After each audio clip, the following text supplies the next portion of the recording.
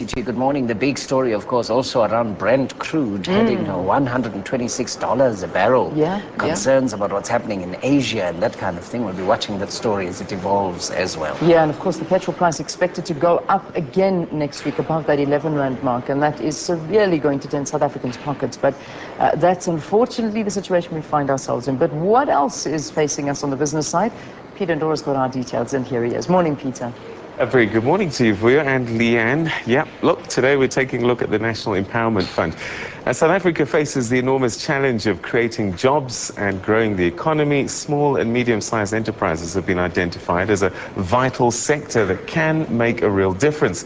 New entrepreneurs, though, are hampered by a lack of funding, and many of those that do get off the ground often run into problems and their businesses fail.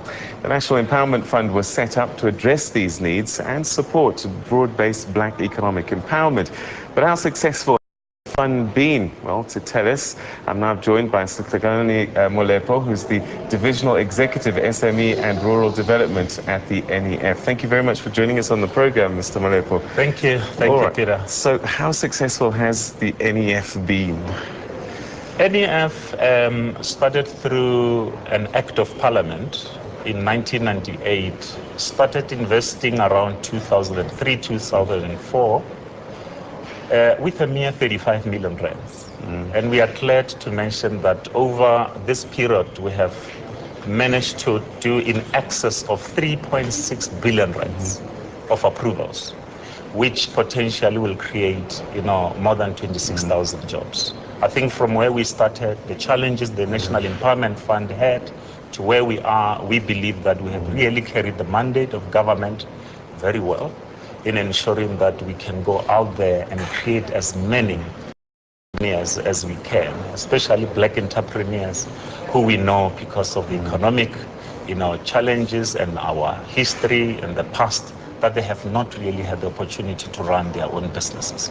So in that regard, we believe we have carried out our mandate, where we also, by the way, in addition to just providing funding, provide a lot of mentorship, where we handhold these entrepreneurs, make sure that they are successful, make sure that they are nurtured to grow their businesses from just being ordinary businesses to obviously becoming landmarks in this particular country. All right. How many applications are you getting coming through your doors, and what's a conversion rate? We have seen a lot of increase from where we were, in the past 2 years to around 400, 450 applications per quarter. And the conversion rate is around 10% to 15%. The reason being, many of these applications really are not of good quality. So we have to take them through the process, develop them up to a level where we can actually process them. But the other issue is when applications come, everybody says, I want money.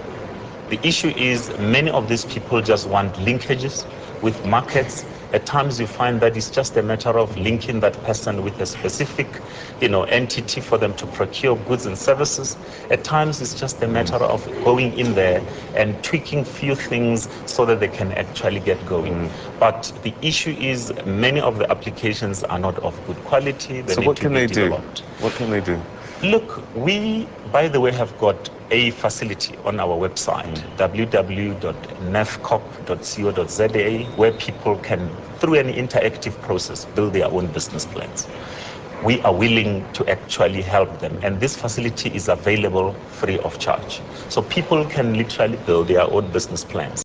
We also have got, very good mentors that are on our database that we can connect with the entrepreneurs to help them put really a saleable, market and business plan. Right. And that is what we try and do from time to time. And turnaround time from the application date? You're looking at about between 6 and 8 weeks for just a straight normal funding, where, for instance, somebody has got a contract and you need to provide funding and so on. But where you're looking at an acquisition, where you're looking at a startup, that will definitely take quite a bit of time, because so many other things will have to be put in place. All right. So unfortunately, we're going to have to leave it there, but I think the message is a good place to start is probably a website that will guide them through. Definitely. All right. Thank you so much for joining us on the program, Mr. Molepo. Thank you, Peter.